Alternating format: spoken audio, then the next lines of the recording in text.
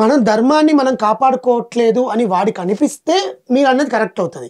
కానీ ప్రతి ఒక్కరూ వాళ్ళ ధర్మాన్ని వాళ్ళు కాపాడుకుంటూనే ఉంటారు కదా. ఇప్పుడు హిందూ దేవాలయానికి వెళ్ళి ఎవడైనా వచ్చి గొడవ చేస్తే మనం అంతమంది రాలేదా? అయోధ్య రామ మందిరం కోసం కొన్ని కోట్ల మంది వెయిట్ చేశారు మోడీ గారు చేసిన పనికి కదా. మీకు విషయం తెలుసా, హిందూ దేవాలయం దగ్గరే బ్రతుకుతూ నిరంతరం ఆ హిందూ దేవాలయమే ఉపాధిగా ఉండేటువంటి హిందువులు సెక్యులర్ ఒకరు మా ఊరు పోసెమ్మగండ్లో ఉన్నారు. అందరూ అలా ఉంటారు కదా, ఊరంతా హిందువులే. నేను ఇంత దేశవ్యాప్తంగా ధర్మం కోసం పోరాడుతుంటే ఖాళీ లేకుండా బిజీగా ఉంటూ నేను ఒక రోజు కేటాయించుకుని నా సొంత ఊర్లో ఫస్ట్ ధర్మం కోసం నేను చెప్పాలి, ఇన్ని సంవత్సరాలు బట్టి బయట తిరుగుతున్నాను, నా ఊరికి కూడా ధర్మం కోసం చేయాలని అయోధ్య రామ మందిరం ఓపెనింగ్కి అయ్యేటువంటి ఆ రోజు ప్రతి హిందువులు ప్రతి చోట జై శ్రీరామ్ అని నినాదం చేసి జెండా పెట్టుకుని ఒక 4 వీధిలో 3 వీధిలో తిరిగారు, జై శ్రీరామ్ జై శ్రీరామ్. ఎందుకంటే ఇది మనకి కొన్ని వందల సంవత్సరాల కళ మన రామాలయం. అటువంటి పండగ రోజే హిందూ దేవాలయం దగ్గర గండిపోసం తల్లి దగ్గర బ్రతుకుతున్నటువంటి హిందువులు నేను వెళ్ళి అరుగు మీద కూర్చొని నేను వస్తానండి, జెండాలు పట్టుకుని వస్తాను, నా డబ్బులతో కొనుక్కొని వస్తాను, మనం ఒక 4 వీధులు 2 వీధులు తిరుగుదాం పురుషోత్పట్నంలో, జై శ్రీరామ్ అని చెప్పి నినాదం చేద్దాం, నేను దేశవ్యాప్తంగా తిరుగుతున్నాను అని చెప్తే వాళ్ళు నన్ను నిర్లక్ష్యం చేసి అక్కడ ఉన్న బోట్లకి, టూరిజం బోట్లకి, పాపకొండలు వెళ్ళే బోట్లకి చేపలు ఏమి ఇవ్వాలి, మాంసం ఏమి వండాలి, ఎంతమందికి భోజనాలు వండాలి, బతుకుతారు ఆ 5 నిమిషాలు పక్కన పెట్టాలి. నేను ఎంత బిజీగా ఉండే మనిషిని, నేను వెళ్ళి అంత టైం తీసుకుని నేను ఒక రోజు టైం తీసుకుని వెళ్ళి ధర్మం కోసం మాట్లాడుతూ కూర్చొని నన్ను రోడ్డు మీద మెట్ల మీద అరుగు మీద కూర్చోబెట్టి వీళ్ళు నిర్లక్ష్యం చేశాడు. మాంసం కోసం మాట్లాడుకుంటున్నారు, అంటే వీళ్ళకి దేవాలయం దగ్గర బ్రతుకుతూ వీళ్ళు హిందూ దేవాలయం దగ్గర బ్రతుకుతుండు. మీరు అన్నారు అందరూ ఉండరు కదా అని, ఊరంతా ఒకళ్ళకి అది రాలేదు. జెండా పట్టుకుని మాట్లాడదాం, ధర్మం కోసం చెప్తాం, నినాదం చేద్దాం అంటే ఒక్కళ్ళు రాలేదు. నేను వెళ్ళి దేహాన్ని మెట్ల మీద కూర్చోాల్సిన పరిస్థితి. నేను ఎంత పెద్ద వాళ్ళతో తిరుగుతూ ధర్మం కోసం పోరాడుతూ నా ప్రాణం పోయినా పర్లేదని చెప్పి నేను తిరుగుతుంటే ఇటువంటి మనిషిని వెళ్తే నిర్లక్ష్యం చేశారు ఆ ఊర్లో ఉన్నటువంటి వ్యక్తులు. కరెక్టేనండి, కానీ మీ ఉద్యమం అనేది సనాతన ధర్మం గురించి కదా, ఊరిని మార్చాలి. మీరు అన్నది నాకు అర్థమైందండి, మీరు చేసేదే ధర్మం కోసమని. ఆ ధర్మాన్ని నాశనం చేస్తూ ధర్మం పట్ల బాధ్యతగా లేని వాళ్ళ హిందువుల మీద కొన్ని చర్యలు తీసుకుంటాను అంటే నేను ఒక ఫేక్ మాస్టర్ల మీద నేను యాక్షన్ తీసుకుంటాను. క్లారిటీ రాలేదు అందుకని అడుగుతున్నాను. లేదు, హిందూ ధర్మం మీద బతుకుతూ హిందూ ధర్మం పట్ల బాధ్యత లేకోకుండా వీళ్ళు స్వార్థానికి వాడుకుంటే మేము ఊరుకోమండి. ఎలా ఊరుకుంటాం?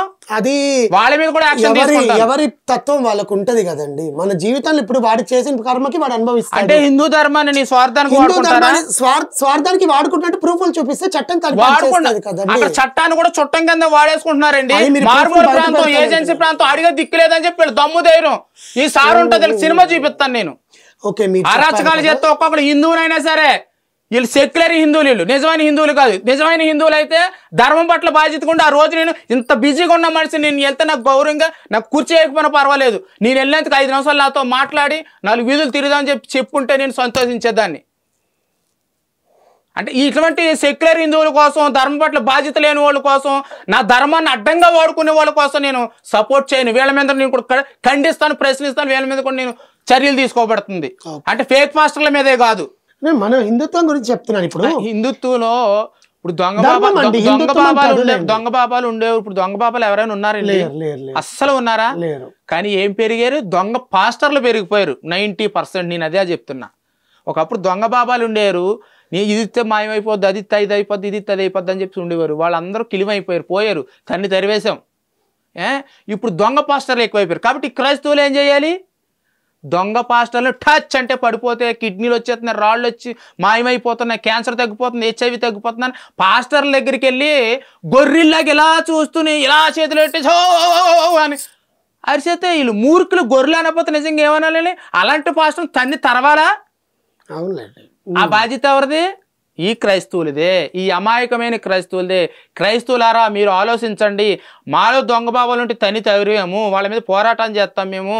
మీరు కూడా దొంగ పాస్టర్లని తన్ని తరవాలి, లేదంటే మిమ్మల్ని మోసం ఇలా నిరంతరం చేస్తూనే ఉంటారు. అది బాధ్యత మీదే.